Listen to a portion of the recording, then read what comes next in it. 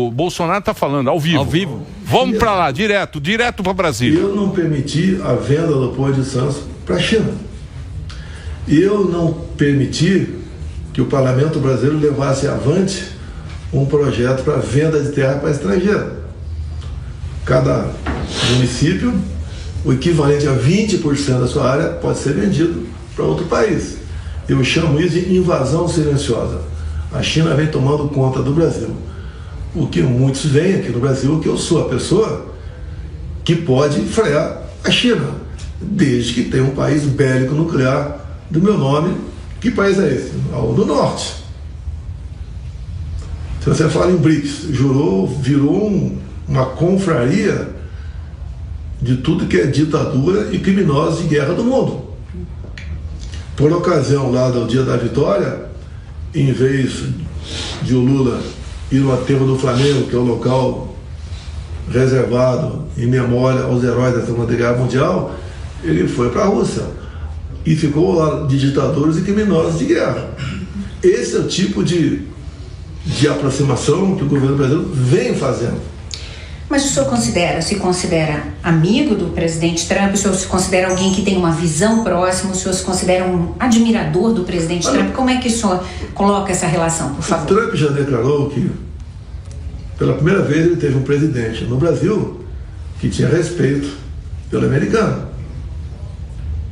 Nunca, no passado, é muito comum idiotas atacarem os Estados Unidos para conseguir aplauso de um público sem conhecimento. Então, a maneira como nós conversávamos, algumas vezes reservadas, o potencial do Brasil em minério, em terras raras, tá?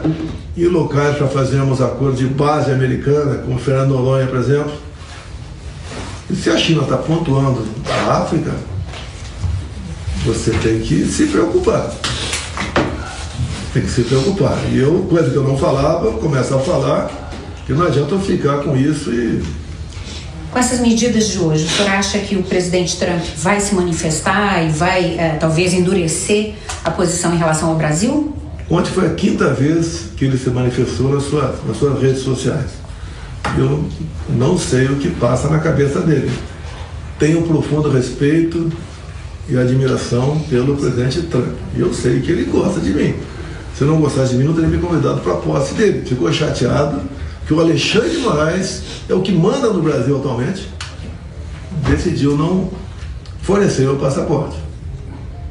O senhor está usando uma tornozeleira eletrônica, né? Como é que o senhor se sente em relação a isso? Suprema humilhação. Eu tenho 70 anos de idade, fui presidente da República por 4 anos, nenhuma denúncia sequer de corrupção contra o meu governo, momentos difíceis como a pandemia, a guerra Rússia e Ucrânia, tivemos a crise hídrica enorme aqui no Brasil, e mesmo assim nós bem direcionamos a nossa economia, que é o carro-chefe de um governo, é a sua economia. Tínhamos um excelente ministro, o Paulo Guedes, que assim como os outros tinha carta branca para trabalhar. Nós chegamos a botar a taxa Selic no início de 21 a 2%, agora está 15%. O agro tem uma dívida com essa taxa Selic, em pouco tempo, impagável, 1 trilhão e 200 bilhões de reais. Ou seja, e o Brasil está fechando o comércio com países democráticos. Nós estamos passando a ser dependente na economia apenas da China, ou quase que apenas da China. Quando isso vier a acontecer, a China vai botar o valor no que nós exportamos aqui. O senhor, nesse momento, está impedido de falar com o seu filho Eduardo. Como é que o senhor se sente em relação a isso?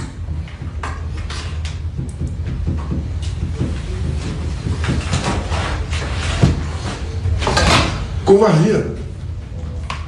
Covardia de um folgado. Covardia.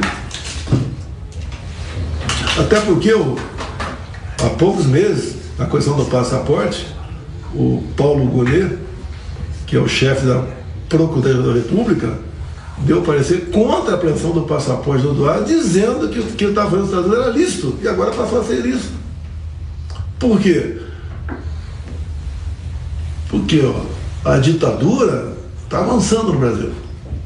Eles me acusavam de dar um golpe desde quando assumiu o governo em 2019. Toda semana tinha pelo menos uma intervenção do Supremo Tribunal Federal no governo federal. Você não vê nenhuma intervenção agora em 2 anos e meio. Muito pelo contrário.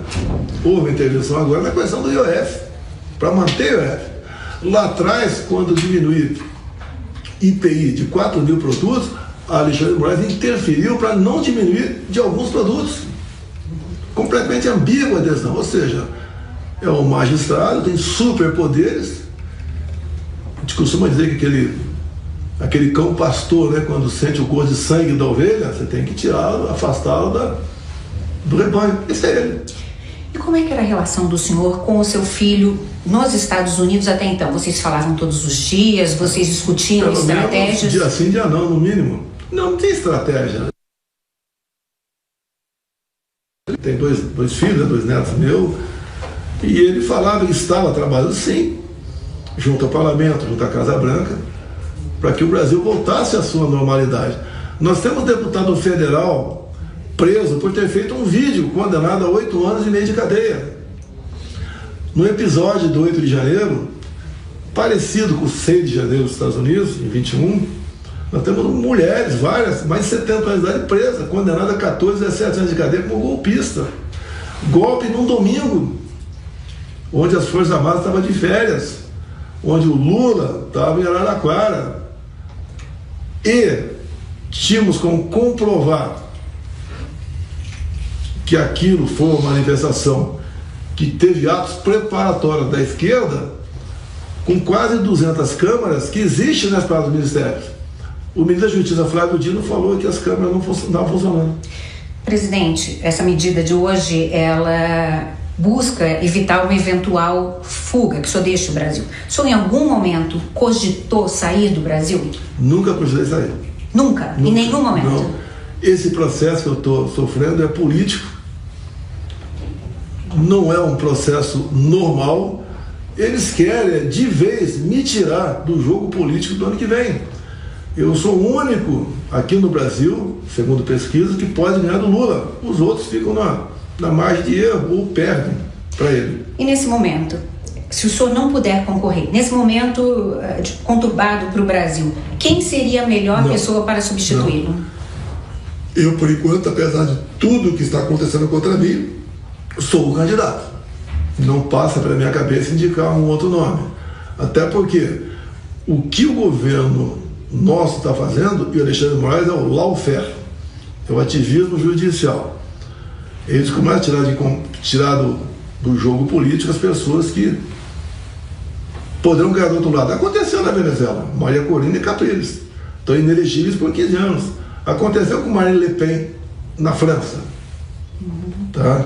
E assim vem acontecendo em alguns países do mundo. No Brasil não é diferente, é a mesma coisa. O senador Flávio, o deputado licenciado Eduardo tem falado bastante de anistia. Anistia é a saída, e depois eu quero ler um tweet que foi feito hoje para saber a sua reação, por favor. Eu não tenho nada a ver com o 8 de janeiro. A anistia é pelo 8 de janeiro. Tá?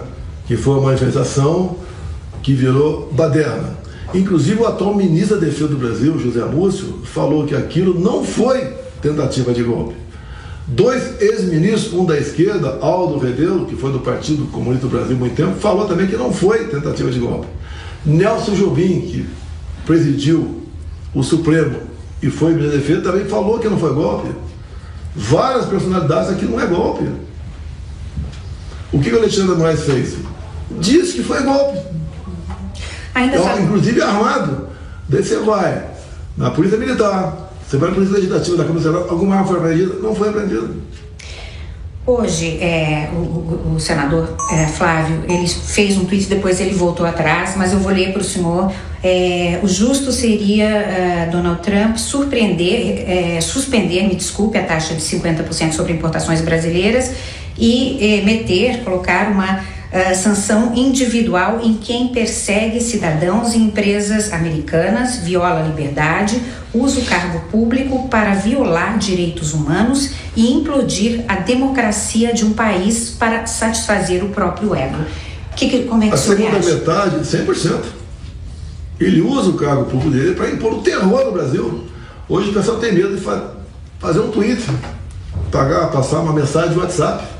O país está apavorado, está com medo disso. No resto, eu jamais vou dar conselho ao Trump. Quem sou eu? Eu respeito. É um país que é exemplo para nós, e não nós exemplo para eles. Agora, que eu entendo que ele quer a negociação. Até falou que vai receber o Lula, não vai ser agora. Se bem que o Lula está dando demonstração que não quer ser recebido. Até fica falando em comer jabuticaba. É um analfabeto, jabuticaba se chupa, não se come. Tá certo? Agora o Trump quer botar uma coisa na mesa. A anistia não é para mim. Eu não estava no Rio de Janeiro. Eu estou sendo condenado, julgado por depredação de patrimônio, como se eu estava na Flórida.